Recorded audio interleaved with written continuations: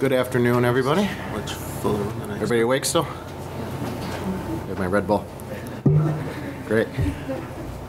So thanks for coming this afternoon. My name's Marc. I'm currently the Director of Information and Interactive Technology for the Museum of Science in Boston.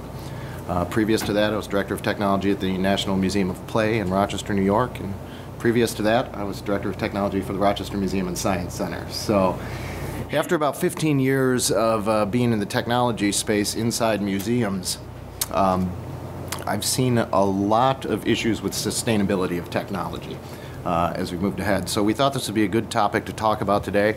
My co-presenters, Steve Jacobson and Rich Cherry, will follow me up here with some of their own stories, good and bad, about sustainability of technology. So to start out, talking about what sustainable means, in case anybody thought this was about green technologies, which are great, but not really what we're talking about today. What we're really thinking about when we're talking about sustainable is the long-term maintenance of responsibility in technology. We have a responsibility as museums, I think, to steward a number of resources on behalf of the world. So the stewardship of those and how we use technology to do it, I think, is fairly important. And I've seen issues in the museum industry as a whole with how we're sustaining the technologies, how we're living up to our commitment to make sure that we have a sustainable way of keeping all of those great artifacts and pieces of information in trust and available for the public. So again, we're really talking about responsible management of resource use in the technology space. It seems kind of a no-brainer. Of course we want to do that, but what stands in the way of doing it? And I pose one of the problems is us, as technologists. We have some great qualities. We're very eager to please people. My team is definitely very eager to please people. We love solving problems and puzzles. And sometimes we're not really empowered to push back when somebody asks us to do something or come up with a solution for something. So we have a natural tendency when somebody asks us to do something to run out and make it work, to come up with a solution and make it happen. What's kind of bad about us technologists is we generally hate documentation. We love to make things work, but boy, do we hate to sit down and have to write out why it works and how somebody else can continue with that and make it work. And we're kind of selfish. We take a little bit of pride in being the go-to girl or the go-to guy. When something breaks down, we're the person who knows about it. And let's admit it. We kind of like when people have to come to us to get something done. So all these things stand in the way of sustainability of technology. Institutions as a whole, cultural institutions, have some similar problems. They're eager to please as well. They're eager to please the visitors, and that's great, but we're also eager to please board members. So I'm sure many of you in the audience have probably been in that situation where your CEO runs in and says, I was just at this other museum and they were doing this really cool thing. We have to do that. So, and that's great, and maybe we do, but if we jump without looking first, is that really practicing sustainability of technology? And yes, us and our senior leaders as well can be overly enamored with emerging technologies. And I think I'll talk a little bit about the mobile space, and that's one of them where I think we have to be a little more careful and strategic about how we work with those. At the same time, institutions generally shortchange technology endeavors. So how many of you out there feel your technology budgets in your institution are apropos for what you have to look ahead at for the next few years? Yeah. So, and funny enough, I've been in a lot of museums that I've found don't have a written, documented, evolving technology strategy, and I don't think senior leadership really forces, in most cases, institutions to have a technology strategy in place. And the main reason for that is they don't want to see the numbers. They don't want to see the costs associated with sustainable technologies as you move ahead. So these are some of the problems that we have as individuals and as institutions for sustainable technology. So my mantra for my team over the last 2 years since I've been at the Museum of Science has been simply, just because we can does not mean that we should. We can do a lot of things. It's amazing the types of things we can do with technology, but does that mean we should do it? Is there a plan? Is there a way we're going to sustain that technology in years to come? So the next slide is a pretty good example of that. When I arrived at the Museum of Science a couple of years ago and started taking a look at their systems and trying to understand how things work, there was a legacy of a lot of custom software development that went on to create these kind of one-off needs that we had surrounding our constituent management system, surrounding our POS system, our e-commerce, our website, and one by one over years people started to tie these things together. So it was pretty well undocumented at the time, so I asked them to put together a world map of the data flow between all of our databases and our systems. And that is actually the data map. This is not made up, this is not a joke. So you have to ask the question, is this sustainable technology? And I think the answer there is no. If you take any one piece out of that, you can see it affects a whole bunch of other pieces within your systems here. And this really isn't even our whole institution. This just represents our POS system, our parking system, e-commerce, constituent management, and a couple of other ancillary systems around that. This is why we need to be careful. This is why we need to think about strategy and sustainability as we look at technology. So one of the big problems I've seen out there is custom solutions. And I'm not saying none of us should be creating custom software. I think there's times where it makes sense to create custom software, contract out people to create custom software. But the problem with these custom solutions is they often solve those short-term problems. So one of your leaders comes to you in the institution and says, we have to do this. You say, yes, we can absolutely do that, and you make it happen. But those short-term problems that you solve usually cause serious long-term sustainability problems. Examples of that: creating an inability to upgrade or require an expensive, precarious upgrading of standalone systems. So each one of those systems that you saw intertied together, if we have these custom solutions, if we have these integrations that are in place, that often prohibits us from being able to upgrade or to evolve those standalone systems without breaking other things that were in place previous to that. They're usually undocumented, so every time we have to go back and we have to work with one of these systems, we're usually reverse engineering what that customization was in order to be able to do it. And usually when people are working in our institutions on these custom software pieces between systems or within systems, there's no guarantee they're using best practices. Some examples of that I'll give are the fact that we used our root level SA administrator password hard coded into a lot of queries and stored procedures. So we just finished a pretty long audit of going through all of these database calls and kind of rooting out individual and administrator credentials. But if you're not documenting and you only have one person working on it, it's pretty hard to identify those things. And when we create these custom solutions, they rarely have an evolution plan. They work great now, but what happens when operating systems get upgraded, database platforms get upgraded, or anything else gets upgraded in the future? And I won't talk a lot about today, but one of the things we bump into here, and I'm sure many of you are dealing with, is Pci compliance. So if you're creating custom solutions, I don't think your auditor really likes that in the Pci scope.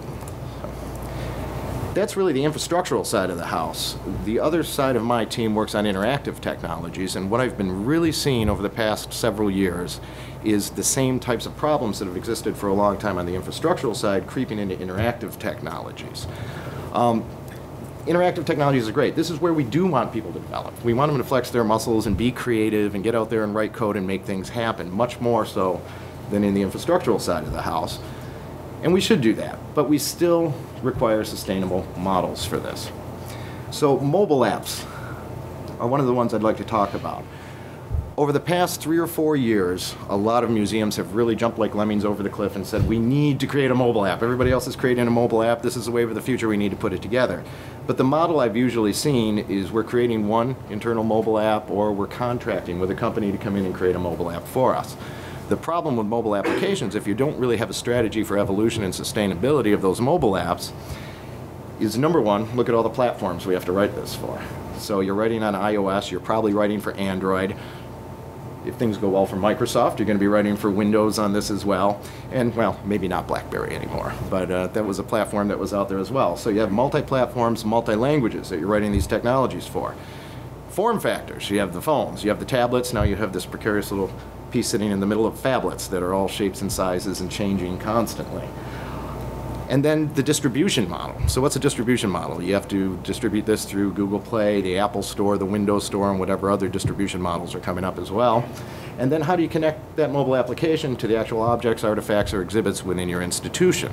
So what technology are you using there? Are you manually numbering everything and they're punching it in? Are you using QR codes? Are you using Wi-Fi location-based systems to be able to connect that mobile content to the physical presence of the museum?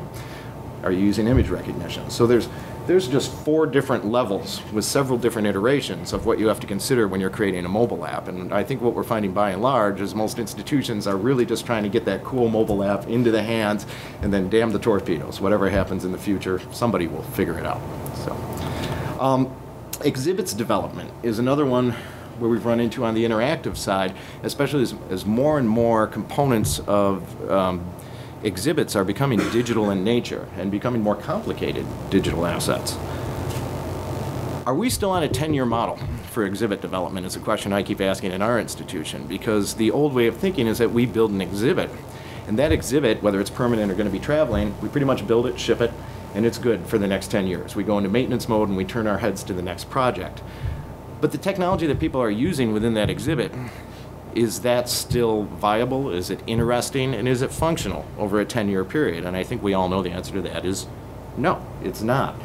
So what we're looking at is building into our model a way of looking back every year or two on every exhibit that we build and saying, what do we need to do with the technology on the floor there? What do we need to do to evolve and upgrade it so that it's apropos to where we are in technology, so that it's sustainable, so that it's usable, so that it's interesting as we move ahead? This is a big difference in the museum community, because now we're talking about an extended budgeting and an extended way of trying to maintain these technologies. And as an aside, it's not just technologies. In the Science Center, science changes severely over 10 years. So we're doing this both from a content end and the technology end. And then there's web development. We are culminating a very large web redesign of our MOS.org. It's going to be launching in a couple weeks, and you can quote me on this. I will never, ever do a website redesign again. And the reason I say that is because museums, in terms of sustainability for web content, have kind of had this model, and it's not just museums, it's out there in the rest of the world as well, where we build a website, we enjoy it, we put it aside for 3 or 4 years, and then somebody comes in and says, this is completely out of date, we have to redesign our website. And we go through these cycles, 3, 4 years of redesigning the website.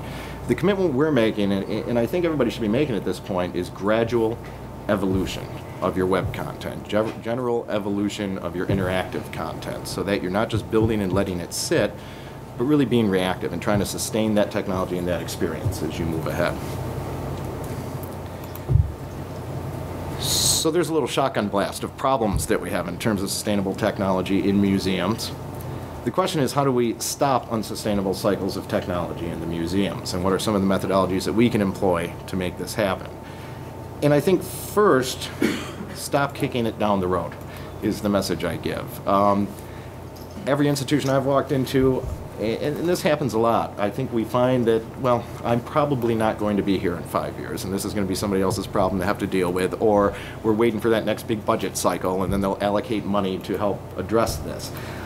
The time is always now to really address these issues and to bring out the problems and the fears about what's going to happen in the future. So I think we need to stop kicking it down the road and kind of deal with what we have here and now. The first part, it seems really basic, but I'll repeat it again. Have a technology strategy. And it's amazing how many museums out there do not have a written, documented technology strategy, and that doesn't just mean doing your budget for the next fiscal year as well. By a technology strategy, we're talking about a 3-year strategy is what I think the ideal length of time is. It doesn't have to be super detailed for the later years in the strategy, but having that strategy out there and trying to look ahead, understand what equipment, what systems, what experiences are going to be waning as you get out to years 2 and 3. Identify them now. Start budgeting for them now. Get them out there in the spotlight. And in order to create that, you really have to honestly assess the state of your current technology. Develop ongoing remediation. So what are the steps you're going to take? Identify the problems. What are you going to do to fix them? And then work with your teams to budget accordingly for those technology upgrades. And I know that's the hardest part sometimes, but you can't get to that step unless you really document it and you talk about how you're going to remediate it. One of the things that a lot of my colleagues have been surprised at as I've talked to them is the amount of corporate philanthropy that we've received. We have great partners in Microsoft and EMC and Cisco, and I'm often asked the question of, who do you talk to? You know, who did you find out there, and how do you get that type of philanthropy? And my answer is partially, yeah, you need a good development team. You need to know who to talk to and the right doors to knock on and the right way to get people involved. But what I've seen more than anything else is people approaching these companies without a strategy in place, without being able to tell them what they're going to do with their equipment or how they're going to sustain that. And the feedback that we've received from these big companies has really been that the reason we've been given this philanthropy, the equipment in kind, the software in kind, is because we have a very clear strategy of where we are and where we want to be. So the resources are out there, and you'd be surprised how willing a lot of these big companies are to work with museums in the cultural sector. But you have to have a plan in place to approach them. You have to show them that you're going to be good stewards of what they give to you. So we go back to be careful creating custom solutions here. Resist temptation, take a step back. What's the long-term cumulative effect? What's the risk of creating that custom solution? Is it going to affect the ability to upgrade or to evolve other systems? Do you have a plan for the next generation of technology that that particular custom solution sits on? In many cases, I recommend outsourcing custom solutions. I think if you can take that onus, if you recognize that internally you really don't have the resources for sustainability of a custom solution, by all means, look at outsourcing it. But I will say that with one caveat. A lot of these companies you're outsourcing to are sometimes no better than you are at having that sustainability model. They have the same amount of turnover, and if we look at the mobile space in particular, I can probably count on, well, I can't count on both hands and feet the number of mobile companies that have sprung up and disappeared just in the Boston area over the last year. They move quickly, so you really want to be careful about who you're outsourcing to. Make sure they have good reputation, they have longevity, etc. And another big one when we're talking about custom solutions is sometimes culture and processes need to change.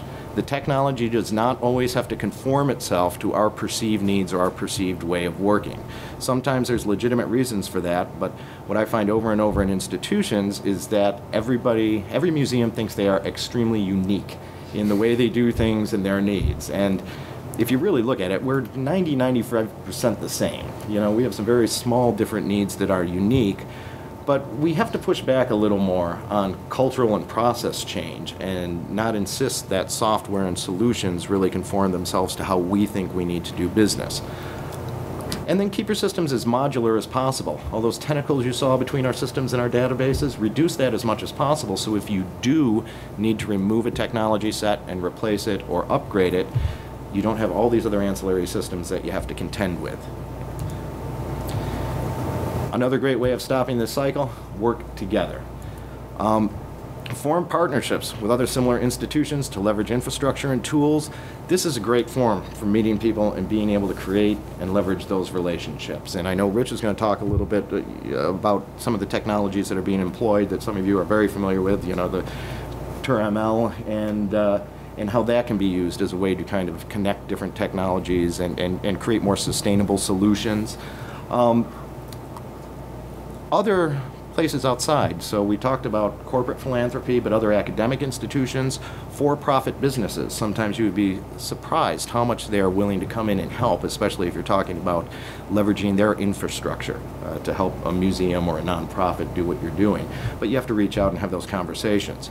An example I'll give of this is, you know, I actually had a few slides in here earlier about disaster recovery and business continuity, which is a big piece that we're dealing with all the time. Many of our institutions are connected over internet too. We have this big fat pipe of bandwidth that we can share information back and forth, but I don't see a lot of museums working together to co-locate storage, to co-locate data services, to create redundancies. But we all have the same goal, and we all have the same responsibility for preserving everything in the public trust here. So we are actually working with a couple of different museums and organizations right now on creating kind of this round-robin DRBC environment, and I welcome anybody, my email's up here, to contact me if you are in a similar position and you'd be interested in getting into a partnership like this, so we can kind of share that responsibility, because this is a big expense. I know you all know it if you're working on technology budgets. So. Remember, there's no one-time technology implementation. Avoid one-time discrete scope technology grants. Whew. Yeah. It's a big problem. I think we sometimes think because somebody's willing to grant us the money to do a project, that means it's all good. It's sustainable, and if they think it's a good idea, we think it's a good idea. More often than not, I think this is one of the big sources of implementing technologies that don't have sustainability, because the money you're getting to do the project originally is there one time. if you're not making an institutional commitment to continue to evolve and support that technology, that's a pretty dangerous place to be in. And I know it's hard for us to say no to grants, but you need to be really careful about doing that with technologies. Third-party CMS platforms, us for mobile applications, we're using some third-party CMS mobile applications. They do 95% of what we want it to do. Sure, would we like to customize that other 5% of it? Absolutely. But are we willing to hire developers in-house or out-of-house to write that 5% and to throw everything else out the window to do it? Absolutely not. Really think about whether your needs are truly unique before writing it yourself versus using a third-party platform. Again, stop redesigning. Start evolving your technology. So quit thinking about doing something, putting it aside, coming back to it 3-4 years later. Try to keep everything in the cycle, come back, reassess, evolve it gradually as much as you can. And never assume your cool technology will be cool for 10 years, or even 5, or 3, or 2. So build in those processes to reassess it and evolve it. And then in closing, build documentation and knowledge sharing into your culture. One of the things I insist with my team is anytime we create a custom piece of software, anytime we create kind of a custom process, we are documenting that. We are making it available. We have other people reviewing it. It's hard. We have to drag ourselves to do it. But every time we run into a problem where we lose somebody off of our team and somebody else has to pick up the ball and run with it, we have the documentation there to be able to do it. And finally, it's okay to say no. And I think we have trouble as technologists sometimes saying that to senior leadership or our boards. But this quote below is really from one of our trustees as we were talking about our technology strategy. And he said, when you say no appropriately, it shows that you have a strategy in place, that you have things that are prioritized, that you're doing what you want to do. So that said, I'll hand it off to Rich next. And while we're getting set up here, if anybody has any questions or comments, we'll take them as we switch over. What platform are you using for your website? Drupal. Yes.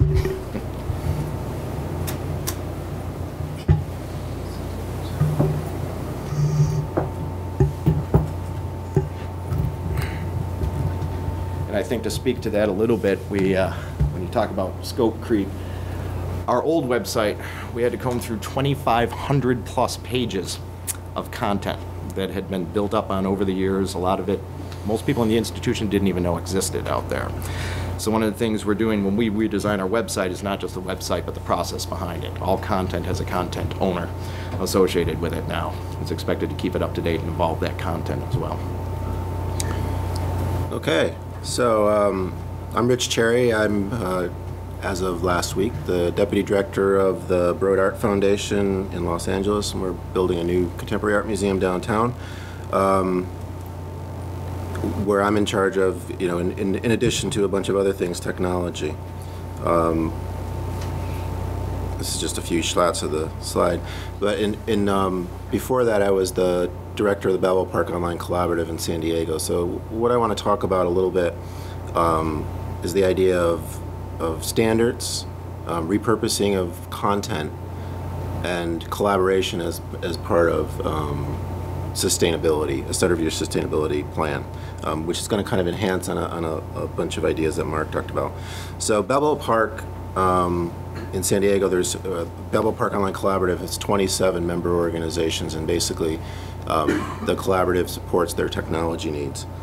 And that includes everything from running fiber optic cable between the institutions to developing websites for them, to developing mobile apps and supporting their disaster recovery and things like that. So the first thing that I wanted to talk about was the idea of just data repurposing within a single website for two different purposes. So obviously we have this is the Museum of Photographic Arts in Balboa Park. We developed their website on Drupal. During the time I was there, we did 22 websites in 3 years on Drupal for various institutions. A lot of similarity between each institution, but also a lot of diversity in the sense of what the content was. And in this particular case, we came out of the gate with also a mobile version of that site that was just basically another template that was put across the same content. So as you look at, for instance, the exhibition page on the website, that content is directly repurposed into just a mobile version of that site. And that's a really simple way to think about the fact that as you change content, you're kind of creating a sustainable model around the management of that content and not creating a mobile app that's sitting off here that does its own thing. In this case, using just the website. And one of the discussions we had earlier was about responsive technology and being able to, or responsive design, and being able to just repurpose that across a bunch of different platforms. So those are, I think, really important ways of thinking about leveraging your resources so that you're using it in a sustainable way across multiple areas. You're not kind of creating the wheel over and over again within your own systems. The next thing I want to talk about is TAP and turmoil, which Marc alluded to. How many are familiar with the TAP platform? Okay, so the TAP platform is an open source model for museum tours. And so it's an infrastructure piece that has both a CMS backend, a front end that's been developed for iPhone and for web, but also the idea of a schema that allows for the transfer of data between the two, so that the front ends and the back ends are independent of each other and can be developed by different vendors or by different organizations. So in the case of demonstrating it, there is an iPhone TAP application that sits on the front end and pulls in data from a schema. There's a Drupal backend that actually acts as the CMS, but in reality, the backend could be a digital asset management system. It could be your collection management system. It could be any system that you desire or have a vendor that will support writing to a turmoil spec and allow you to actually, again, repurpose data across multiple platforms. So, as I mentioned, I think I mentioned the TAP systems are open source. So you're able to go out and download the demonstration platforms that were created to demonstrate the XML schema and actually allows you to use it. So there's a Drupal backend, there's an iPhone front end that you can actually just download and install. It's open source, so it's Creative Commons licensed, so that you can actually then go on and modify that, or you can have a vendor actually go on and modify that, as long as they would be willing to release it back to the community. I'm going to go through a few slides of the Drupal backend, but it's important to kind of think about this as the idea is that you're able to repurpose this content across multiple platforms. So again, not to get so much hung up in that the backend is Drupal, but that the backend, you could use the backend of Drupal, or you could be using some other backend that you may already have that's really just writing data out to a schema. So this is the Drupal backend. Allows different types of tour stops, audio stops, video stops, text stops, image stops. Multiple languages is an option as well. Put your content in, put your description in, load your images in. Very typical kind of backend to a tour system. And then that data is packaged up into a schema. So here you'll see that this is a demonstration of, or a sample of turmoil spec for a particular tour stop, which has image references and all of that. And then that schema is then ingested into a front-end application, which could be an iPhone app, it could be an Android app, it could be, these are a couple of different examples. These are from the Indianapolis Museum of Art. This one is from Balboa Park, where we did a walking tour. This is a web version of an application where we were doing a tour for a particular show. And the interesting thing about this is that we just went from an iPhone app to a web app, but basically you're using the same data over and over again. And the really cool thing about the sustainability model around that is it allows you to actually, because of this scheme, it allows you to build a big community of users and supporters of this particular platform, which kind of helps ensure that that's going to be around for a while and that it's going to be reusable. And as emerging technologies come along, you can develop a new front end for the same back end data. So for instance, you may have location-specific data about a particular work, and they may come out with a new mapping system or a new widget on the front end that allows really easy image recognition, so that you no longer need a keypad. You can just have the person point their phone at the image of the artwork, and that reaches out to an API, but it's still pulling the same data from the back end. And again, so it gives you a sustainable model for being able to independently develop against different platforms, but use the same data model over and over again. And then the third example of kind of, again, repurposing and collaboration and sustainability this is the Balboa Park website. As I mentioned, Balboa Park Online Collaborative was supporting 27 different organizations, but there was approximately 84 organizations in the park, and we supported calendaring information for all of them, as well as kind of, little details like, what's the contact, what time are you open, how do we get tickets, etc. And again, what we did was we developed a schema for that, first of all for the data around a particular institution, but also for the calendar data. Let's see if I have an example of that. For the different types of events that were happening at the institution. So we developed a calendaring system that multiple institutions could use that aggregated calendar content. And again, we spit it out in a standardized format.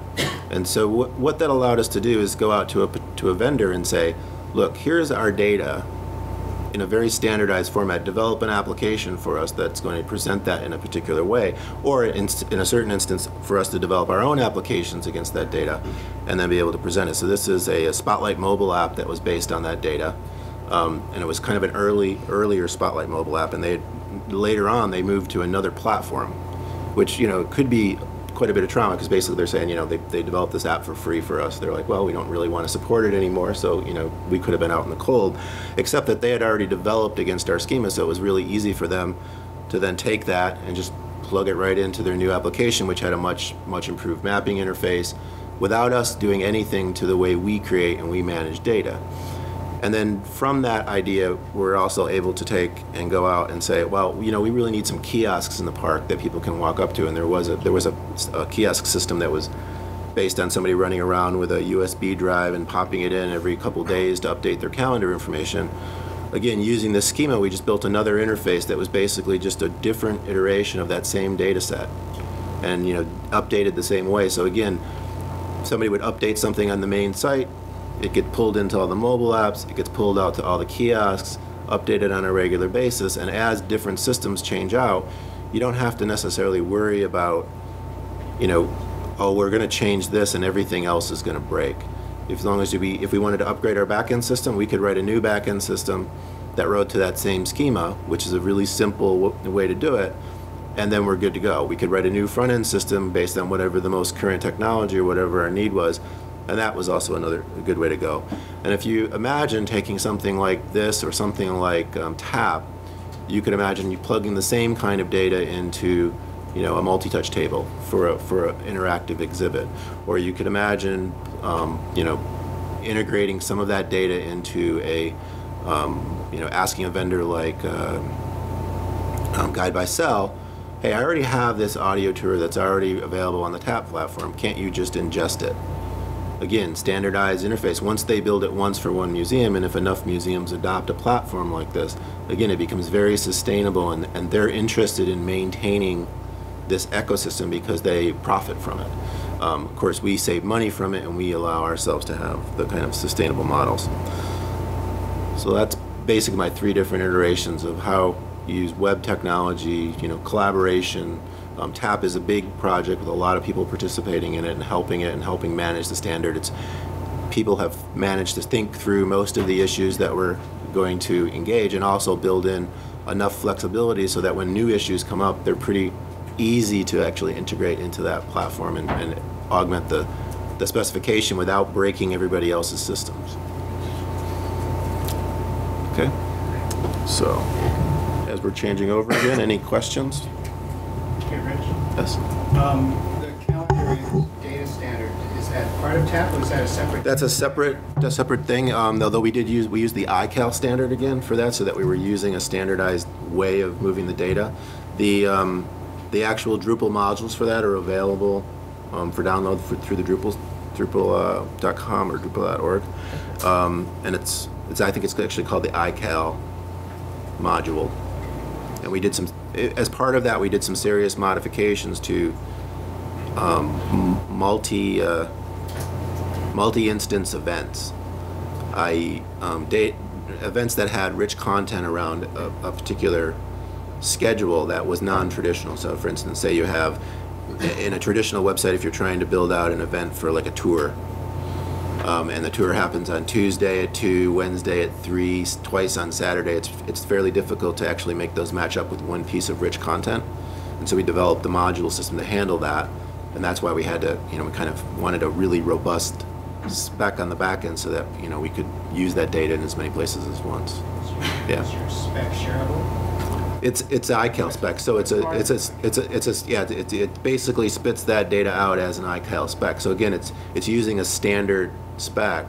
So when we talk to a developer, we don't have to provide, in the case of what Marc was talking about, documenting everything that you do. As long as you use a standard like that, somebody else has already documented the way you're supposed to use it. As long as you follow those directions, the developer on the other end doesn't have to come to you to ask questions about how to write to that spec.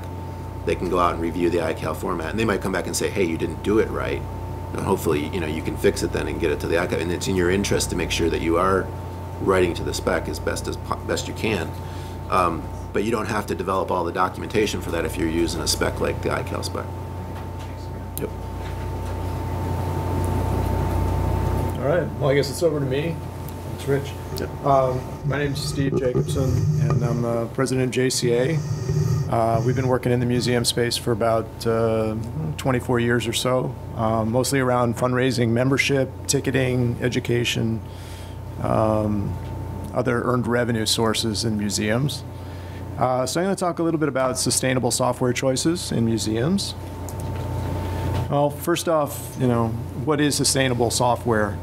And most people think of sustainable as equivalent with maintainable, in that if you're maintaining the current level, that's sustained. But the way the software works is really is a little different, because as your organization grows, the software needs to grow with it. So it's not really just maintaining that level, it's actually growing with those requirements and taking advantage of new features, new functions, new technologies that are out there.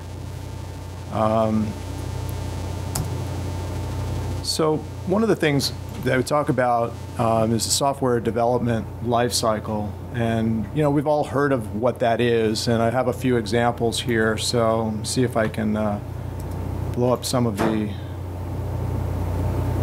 things. So the first one, I don't know if everybody can see that, but essentially, it starts as Marc was talking, and somebody gets a great idea, they went to a museum, and the director comes back and says, we have to do that. So, there's new technology hyped in the media or another museum, and so then there's some vaporware that you put together and you present that to upper management. So that's the start of the cycle. Then we have a prototype hacked together by some drunken code monkey who immediately quits. That never happens, right? And then, my favorite one is down here, and that is, your prototype is deployed out to the full user base, and then the users revolt. And the reason why they revolt is that they were never consulted. The requirements really weren't defined by them, the functional requirements. So that tends not to make for great software. It also tends not to make for great buy-in, too, and all of a sudden they see something on their desk and it's like totally foreign to them. So really, having sustainable software is a lot about, initially anyway, just defining those requirements and making sure that the software is actually going to do what you need it to do. So,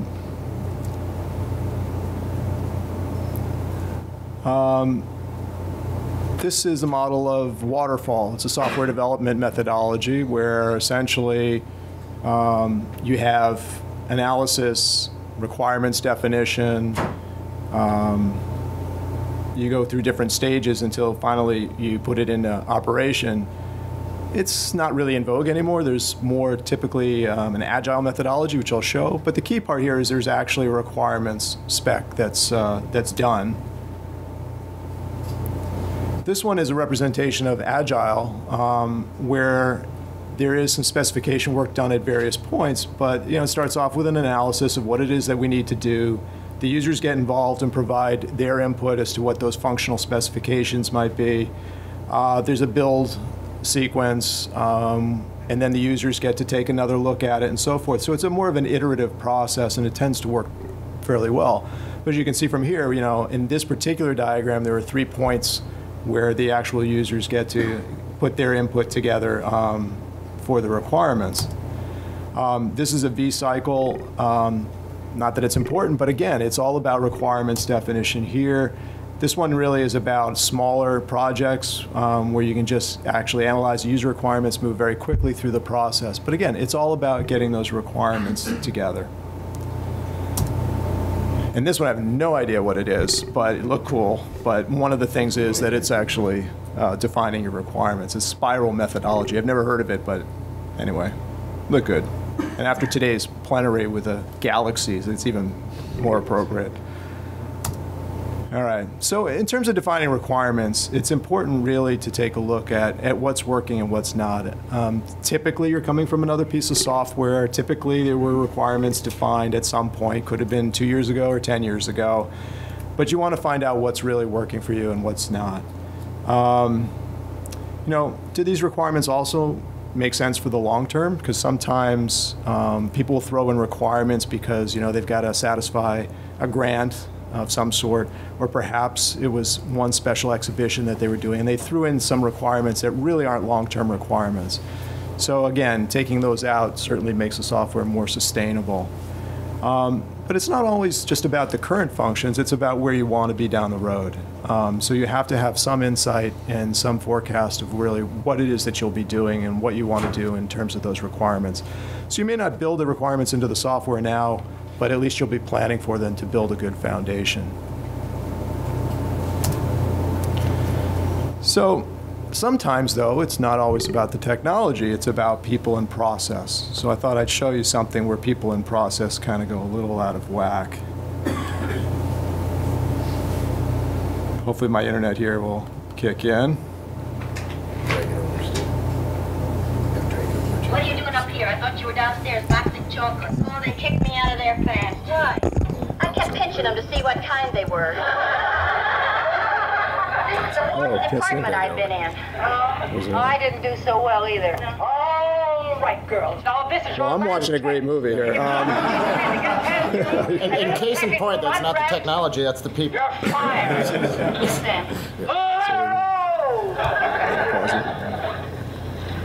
Good thing I have my technologist here. That's right. See, we're eager to please and help.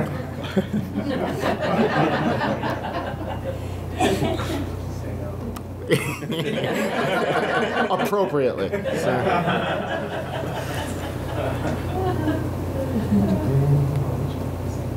All right, hang on. We're good.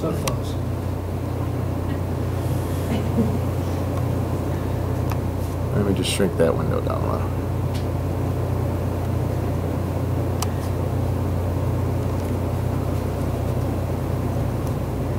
Oh, it's coming.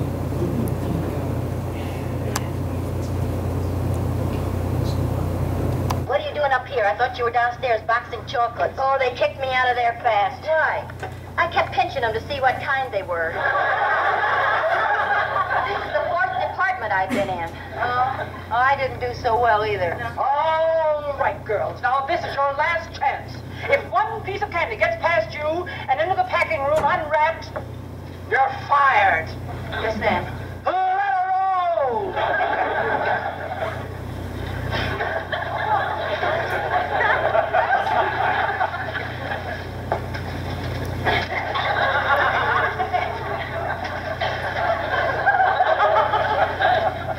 Oh, this is easier. Yeah, we can handle this, okay?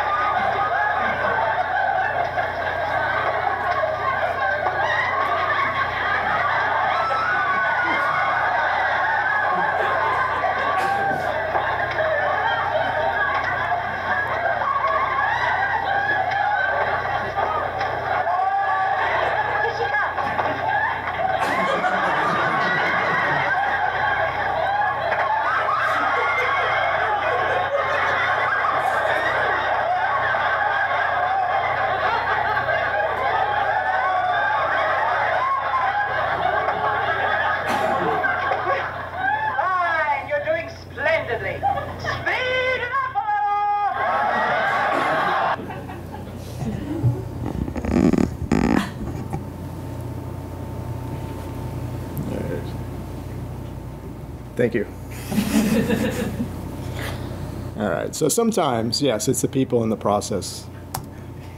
So then you'll reach a decision. You've defined requirements, and it becomes really a build or buy. And Marc, talked very aptly about, some of the risks of building and buying. I just want to drill into a few of those and see where we go with that.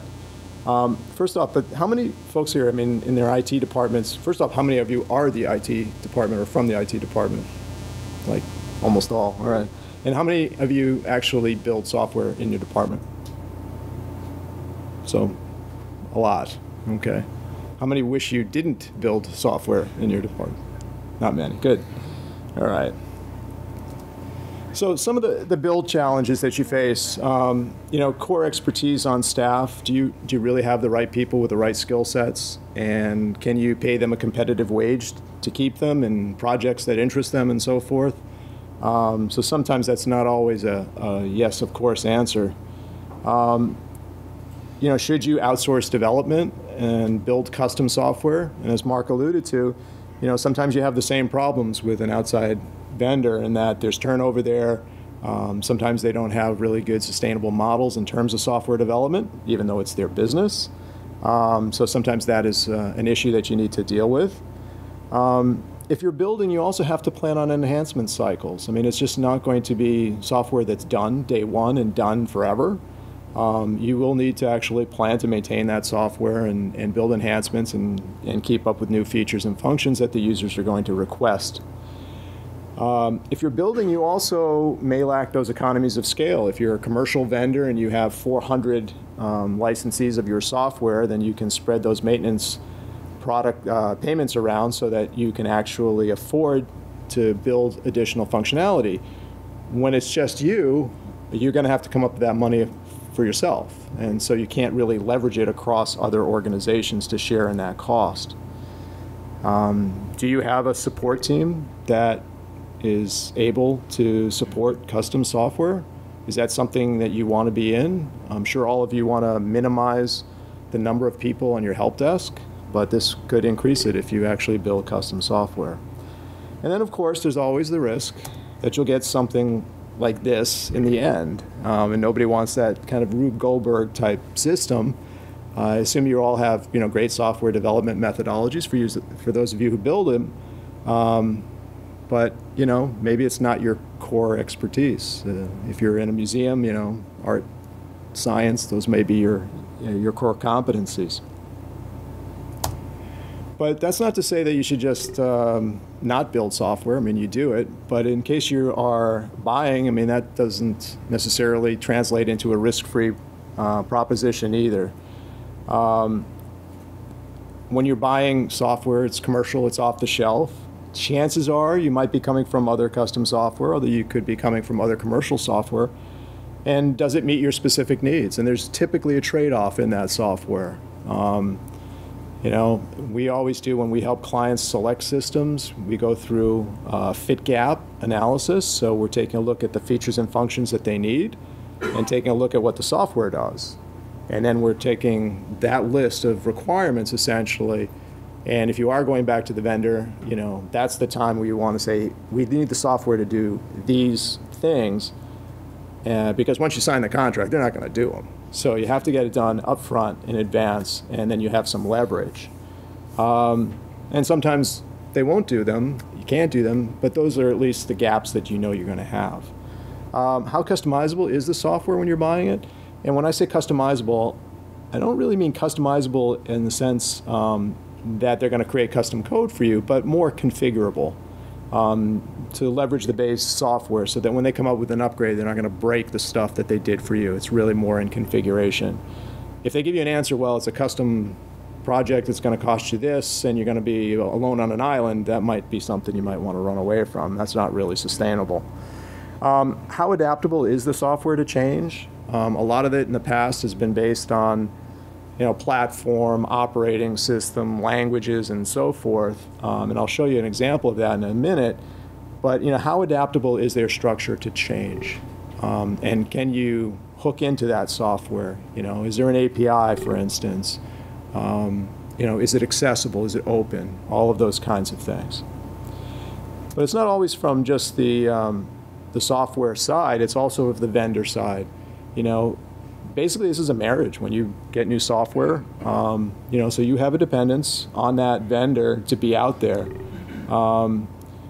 One of the things that we had an issue with is a vendor that we work with incorporated third-party code. We didn't know it at the time, but what happened was there was an upgrade, a Windows upgrade, and all of a sudden a component that they used from that third party wasn't working. Well, that third party was nowhere to be found. They'd gone out of business. And so the vendor is stuck there, okay, well, we're going to have to rewrite it. And it wasn't a minor thing. It was actually a data grid. So every time data was presented back through the interface, it wasn't working. So can you foresee that? Not really, but those are the kinds of issues that you have to be aware of. The vendors also have to be able to have the resources to reinvest in the product. So typically looking at financials and making sure they've been around a lot and, you know, they have decent market share and so forth is important. Taking a look at how they've handled platform changes in the past, you know, how they made the transition perhaps from DOS to Windows to a hosted SaaS environment or something like that. Will tell you exactly, well, it'll give you a good indication anyway of how responsive they're going to be and how much they're willing to go for you to keep you current. So just a little case study. Blackbaud's Razor's Edge. How many institutions run that for development membership? A good amount. Well, it's a great product. It's been around for a very long time. 1983, in fact, is when it was released. Compiled BASIC, sitting on DOS for all your old timers like me. It's one step above punch cards. But you know, that product was out there. And it was out there quite a while in different versions. I mean, they brought it up to, you know, version 5.5 at one point. But in 1995 or thereabouts, I can't remember the exact dates, but they got into the Windows world. And it was on Windows 3.1, and it was Visual Basic sitting on SQL Anywhere as the back-end database. And it was all a LAN thing. So it wasn't client-server because that wasn't really around yet. But then, in 1998, they got into the client-server world. They implemented with Sybase. They brought it up from VB2, I think it was, to Visual Basic 6, VB6. They added in a COM API. So for those of you who know that, great. For those of you who don't worry about it. It's all arcane. But it just shows you right there that that's 15 years worth of history where they've adapted and they've gone to that next level. In 2001, with the advent of Microsoft SQL Server, you know, going to SQL Server 7 at that point, they rewrote the front end into using .NET. They still had this COM API, legacy API. 2009, they introduced Razor's Edge I, which was a hosted model, but it was really on Citrix. So it's not really totally hosted web enabled. It was really still a client-server application, but it's hosted off-site. So that was great for a lot of people, but still it's that core product. 2012, now they're talking mobile, so they've released some mobile extensions.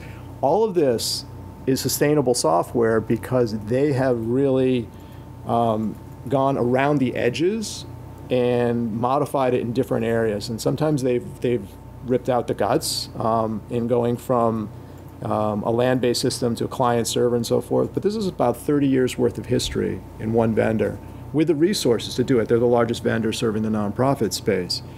So in that sense, you know, kudos to them, they were able to do it. But not all organizations, not all vendors are going to have the resources to be able to do that. And you have to have faith that your vendor's going to get there. All right, so can you predict the future? Well, not really, but some of the things that you could look at, and these are all wildcards that are sitting out there. If you're looking for new software and making sure that you're making a sustainable choice, look at how many customers that particular vendor has in relation to the market in general. Sometimes, you know, there's the new sexy technology and they've got a handful of users. Yeah, it's a risky proposition. They may have the best looking software, maybe they've got some great functionality, but you're on that bleeding edge. That may not be the way to go. Do they have stable management that's been there for a while? Is their source of funding venture capital? In which case, not a real sustainable model. They're out to be sold. And we've seen a lot of companies be sold in the nonprofit space. Blackbaud's bought a number of them. And while they've been pretty good at keeping some of those products going, there's a point in time where they won't. They just can't afford to support all the products that they've acquired.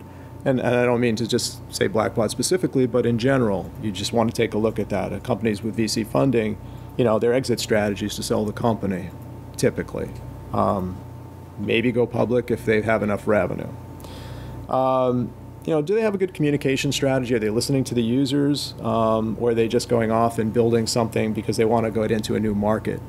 And that communication, whether it's user groups or newsletters, blogs, whatever, it's really important because all of the input that they're receiving and that open communication leads to sustainable software. And then do they have a track record of succeeding? Do they, rolling out releases on time and so forth? It'll show you what kind of company that they are and how dedicated they are to you as a client and to their product. Well, one day it could be over. All right, so build or buy, now what? So you've decided you're either going to build, you're going to buy, you're going to implement some software. Great. So here's sort of that life cycle. So everybody's really excited. They're jazzed about going and say, okay, let's go. So they're spending a little bit of money on that. Maybe some donuts for the meeting or something where they're kicking this off and they're saying, yeah, we're going to get going. Then there's a discovery phase where you're doing your requirements definition, you're doing a lot of planning, you're seeing what's out in the market and so forth. You enter in the selection phase where you're spending a little bit more. So whether that could be a formal RFP that you're putting together, you could be engaging outside help for doing this, for helping you define the requirements and managing the selection process. You may be doing it internally.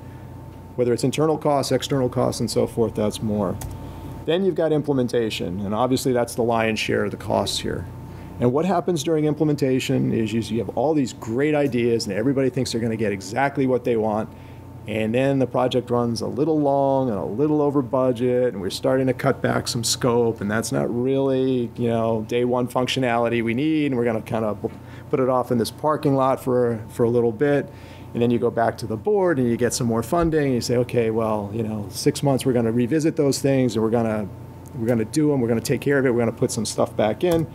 So I got some of that missing scope done, and then you say, we're done, right? That's it. Why not, right? So what does that funding look like next year after that's put in? Just like that. You got nothing. You're on a cliff, right? And you can't do that. You can't sustain the software if you're not spending, if you're not reinvesting on the software. So what kind of stuff are we looking about? Well, first off, it's not necessarily about the software itself, but it's about retraining existing users too. People tend to learn parts of the software, they get stuck in what they know, and they don't learn more. And if there's an upgrade coming, they may not take advantage of new functionality because they always know what they've done before and they know what they know. So, 10 to 15 hours per year per person for training. Not a lot, 4 hours a quarter kind of thing. Can you get them in a room for, twice during a quarter for 2 hours? You should be able to. Hopefully you can. But it's really important because, at some point they're going to go, this software is terrible, we need to replace it. But it's training, oftentimes. New users. We never have turnover in the museum world, right? Never, ever. But the fact is, especially in development, where I spend a lot of time, it's probably about 30% turnover. So, you have to have budget to train new staff, and whether you're putting documentation together, whether you're sending them to classes, whether you're bringing the vendor in, whether you're doing train the trainer and have somebody internally do it, you still have to do the training, and you should make sure you budget for that. And then an enhancements budget, there should be some percentage that you're going to plow back into having enhancements done.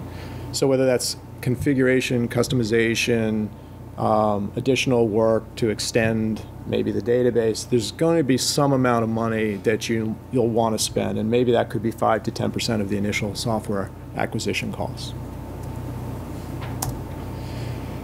And just a couple words about integration.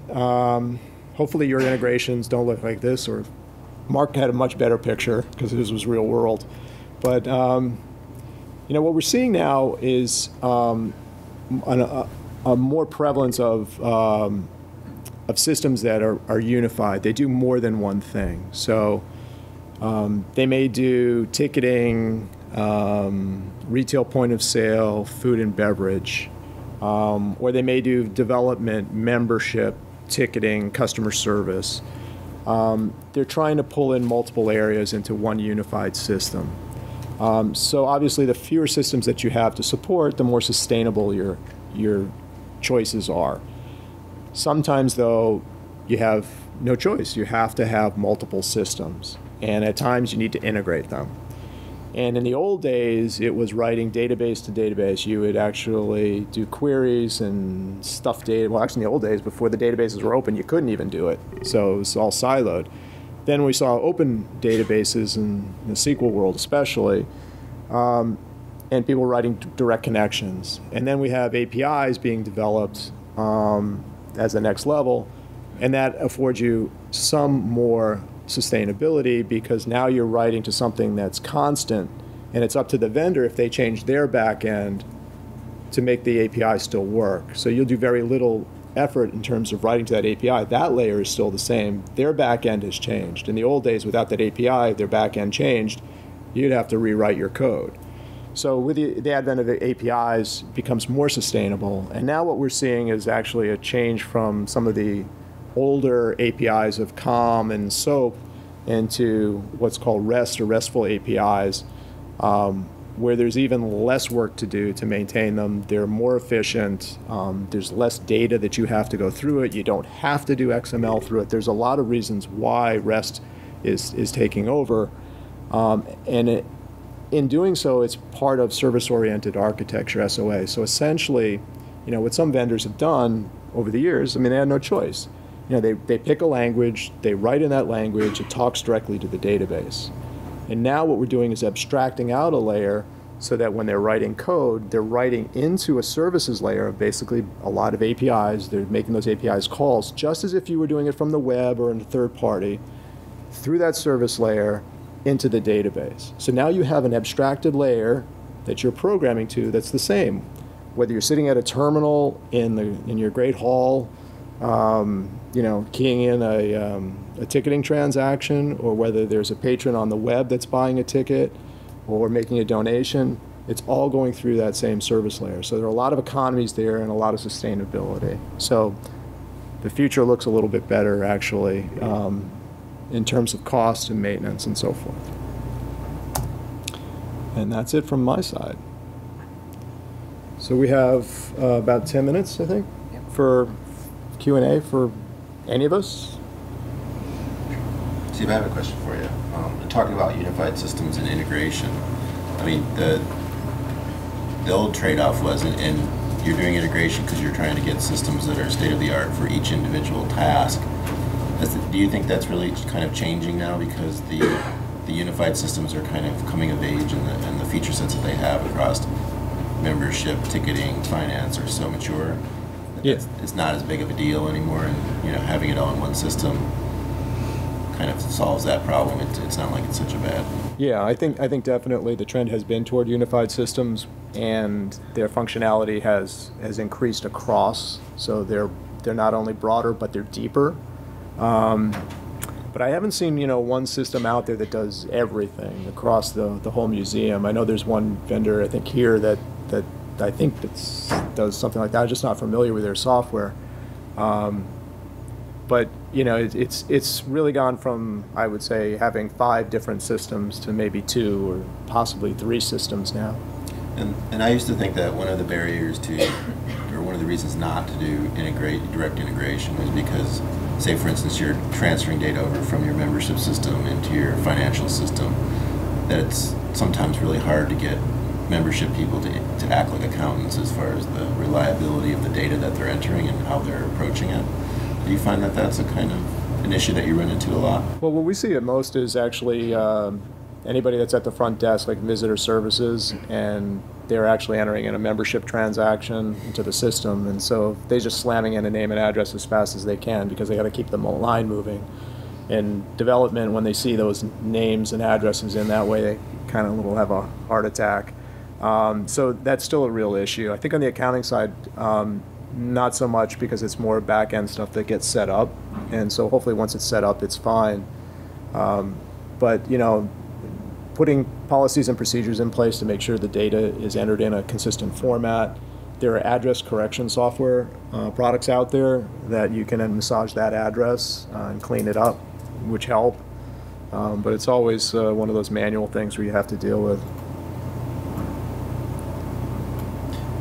There's a lot of hands that went out here earlier. We asked about who's doing custom software development in-house. Curious, are any of you doing stuff within PCI or business system scope? Okay. And are you running into problems with PCI compliance at this point because of what you're doing? Now, at the Met, we've had a pretty rigorous compliance program. The infrastructure team is well aware of their responsibilities there, and we know where we need to poke holes as far as firewalls and things like that, and that's all pretty well set up. What's expensive is code review and time consuming. So those are things that we worry about. It's a pretty small team at this point. Sure, and that's one of the reasons I asked the question was more about code review, because one of the big PCI compliance requirements now, if you're writing software in-house, is having a separate development and production environment. So essentially the person who's actually writing the code and shipping it off isn't the one actually using and maintaining it. Yeah, split responsibility. That's become, you know, most of us are doing all we can just to have enough people on staff to write code, let alone split up those environments. So. Yeah, we found that while we can't rigidly assign those roles universally, that we can, on a per either sort of segment of code or per function basis, as long as someone who didn't write the code is reviewing the code, we sort of swap in that regard. That's kind of the plan for handling that in a small environment. Question about just your thoughts on, I hear a lot in these meetings about open source, hackerspace, individual curators going out and doing great things and creating great events.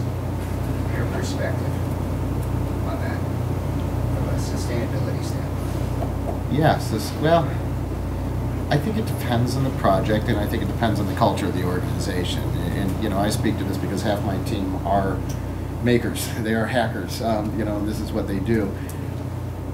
I think it's great to be able to do, but you have to have a culture of documentation and knowledge sharing around it. We're, for instance, working on a very large and probably the one most technology-intensive exhibits that we've worked on, which is a partnership with Pixar, the science behind Pixar.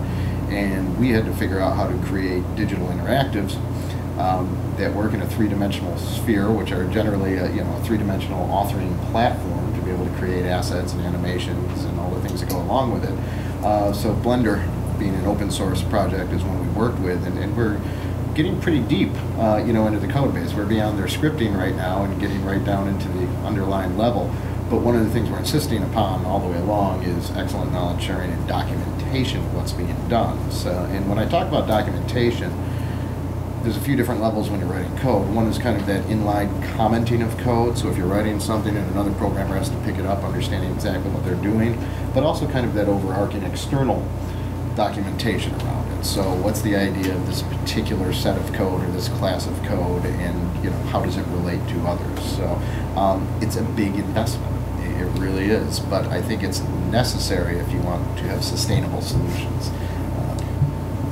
I mean, I kind of tend, again, it depends on the culture, but trying to create avenues that kind of protect the work that you're doing, but allow people to be creative. And I think, APIs and schemas are one way of actually kind of approaching that. As long as the culture of the organization supports going out on a limb and having someone create something that, kind of might be unsupported down the road, but you're using back-end systems that allow you to repurpose the really expensive stuff, which is creating the content that you've done, so that you can reuse that in a lot of different ways later on. I think it's okay to have an application out in front of that that's using that eventually disappears, or isn't really improved, or is kind of out there, and it is what it is, and we're not going to do anything more that as long as you kind of protected the assets in a way, or created a system that's managing the assets that allows you to do something else with those assets later on. So if the institution can support it, can kind of wrap their head around a curator going out and hiring a developer directly, and you can give them an API or a schema that they can write against without you having to worry about that later on supporting that application. Why not do that? I mean, there's, other than, maybe at some point somebody blaming you and saying, and then you can say, well, we agreed to this up front that this was going to be a one-off and it's only using our support system. I think to speak to it just a little bit more, you have to give your developers a creative outlet as well. I think any institution, you really don't want to put your big projects at risk, but if you can come up with small, discrete projects that you know aren't going to be around, an example is we created some mobile applications for very discrete amounts of time, so member nights. So literally they run one time, then they're gone. And I don't care if they document that as long as they work, because we're not going to recycle that necessarily or use it afterwards. The other thing I do with my development team, and actually my whole team, is I encourage them to spend half a day a week on R&D. Pure R&D. It can't be a project. Now, I can't get them to adhere to this all the time, but I'd like to give them that creative outlet because we know they want to play, we know they want to tinker, and in the long run it benefits all of us when they're out there looking at that stuff. So if you can corral some of that unbridled passion into the right areas, I think it's a great way to do it. I think the examples I've heard tend to be about the development in the IT shop versus the kind of, this negative term, rogue kind of developer that has done something and then comes to IT and says, I'd like you to help, I'm in the middle of something and I've been told by my boss to do this, but my boss didn't tell you that you were, so there's those institutional or cultural things. Yeah, I mean, if it's one of the things I always try to do is create a culture where they do come to you, and that it's a partner. It's always a partnership, and you can create a relationship with your user base where they know you're not saying no because you just don't want to do it. And so if you're always trying to figure out a way to do it in a good way within the system parameters, instead of saying no, we can't do that, saying, well, we can't do it exactly like that, but what if we did this, or what if we added this resource, which is in our project plan anyway for 3 months from now? Can you wait that long, or can we not do this and move that out a little bit?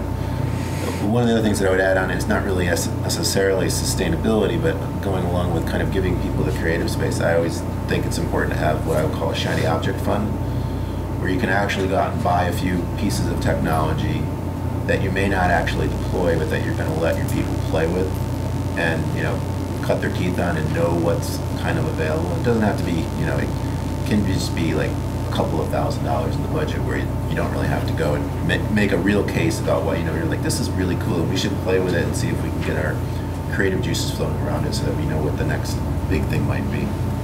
I think you probably touched on this already, but one of the things I think that's quite a good thing to apply to anything is making people define what they expect the lifespan of this service to be, or this product. So you say, is this going to be something that you expect to stay there forever, which is what everyone is assumed, or are you going to say actually the project team will go in 6 months and when give it 10 months or whatever, and then after that we're going to kill it and just be totally upfront about it, or it's actually so good that we're going to institutionalize it as business as usual and carry on, but making the people that are requesting it define what they think it is so that they have to sort of think through the costs of the organisation of doing this.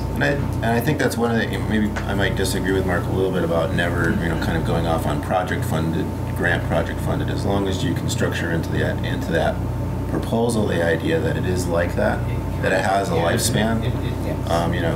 It's for those ones where you do want to do something. One of the game projects we did at PPOC, which was Giskin Anomaly, is getting ready to expire this month. I mean, we're going to stop supporting it, and it was around for 2 years. It had a lot of people play it. It has some great content, which they'll probably keep the content, but it probably won't be available. And we won't be paying a vendor to provide the phone service for it. So, that was a funded thing that we actually, it's kind of like something like the Mars rovers. We thought it would have a 6-month lifespan. It had a 2-year lifespan because it didn't cost that much to keep it running. But sure, at a certain point, we knew it was going to go away, and that's a good way to kind of manage that. And Same thing with, as long as you can. I mean, as long as it's not one of those projects where you're like, if we do this, I'm going to have to support it forever. Therefore, we either should change our strategy so that it's part of the strategy, or we should, fight doing it. Sure. Yeah, and I actually agree. I think as long as you said, you're really putting out there up front, what is the lifespan of this? If there's a hard date, that at least you're going to review it and say that this is going to die unless it has legs, and right. we want to, bring it into the future. That's great. It's like a fail-safe switch, basically. If you do nothing, it will still get it. Yes, right. Yeah. But I think there's two levels of communication, too, that we have to be careful of. One is to your internal staff, so they know what the expectations are, and the other one's to the public. Yeah, no, absolutely. Right. And that's the harder one sometimes to do, is to say, we're giving you this cool, shiny thing to use, but how do you communicate to them? We're not making a commitment to keep this going. Yes, I remember when Windows 98 changed, when we eventually upgraded. This was like many years after it had gone out of support. We had a little Dawn Kingsley Bear CD-ROM that obviously doesn't work on any new versions of Windows, and we had a storm of protests when we moved it, because it was the thing that kept parents, children happy while they browsed it. Yes. Question for Marc or anyone, but regarding changing topics, regarding working with partners, specifically corporations, maybe landing on in-kind donation, product or service. How do you plan and forecast for that? Or do you just kind of evaluate opportunities as they come up? But if you do plan and forecast, how do you do that? Do you kind of put in less for capital budgets in the future years, and how do you manage like the operational? I never ever budget around assuming we're going to get philanthropy or gift in kind. I think it's a dangerous place to go, because you don't know where these companies are going to be from year to year. And let's face it makes us look better when you do have that budget and you're able to create those cost savings, because you do get philanthropy out of it. But no, I think it's a dangerous game to start budgeting around corporate philanthropy, whether it's cash on the table or whether it's gift in kind. We have a good idea of who's working with us and how much they're going to be working with us, but it's way too variable to actually balance your books on it. And our CFO knows that. We've had discussions around that. Except that the whole institution is actually kind of doing that. Exactly. Right. So from the BPOC perspective, we actually created a chart and would have very specific projects that we knew that we wanted to do. We would use those across multiple potential donations, put percentages in on how much we actually think the potential for actually getting that, and use that outcome number to actually manage it, just like a full-size organization would do. So in theory you could do it, but you should probably do it in your non-critical areas. I mean, first of all, most gift in kind of, and generally they're not, I mean, you've had some successes, but generally they're not interested in supporting kind of the stuff you're supposed to be doing anyway. Just in special cases, when a vendor's coming out with something new, you can sometimes leverage that up. So they're really a lot of times more interested in the marketing aspect of it, or kind of a very specific project related, or this is new and shiny and we want to have our name on it, kind of thing. So it doesn't necessarily have to. What I would say is maybe you can not budget as much for things that are important to do but are optional, and plan on that where you go after your philanthropic support. How are you seeing cloud services alter the sustainability question? Sure. Personally, I'm a complete convert to hosted, managed, cloud-based services that you pay for, that you have an SLA with, and some of the free ones work for certain purposes as well. But we've started moving more and more of our services out to hosted, managed services, and I think we'll probably continue to do that. I think it depends on the types of services. I still might be hard pressed to move our POS system out to the cloud, but some of them are doing that. They're hosting those services, and it could certainly work. I think you have to include it in your disaster recovery as a really important spot. So if you're going to take advantage of some of these cloud services, you got to develop a plan for what you're going to do if a flood comes through and they're gone. Yeah, and also integration points as well, whether you have full access to the data. Yeah, it's one of the areas we ran into with just hosted SharePoint. Do we have access to that full database? Do we have open data? And that's something we don't have there yet, but that we should have in the future. Two words, redundant internet, if you're going to be using those. That's something we've done, and not only in terms of redundancy by service, but redundancy by media. So we have a wired connection and a wireless connection. Of course, our museum sits on a tidal dam on the Charles River, so keeps me awake at night.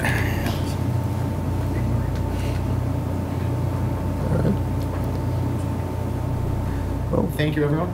thank you.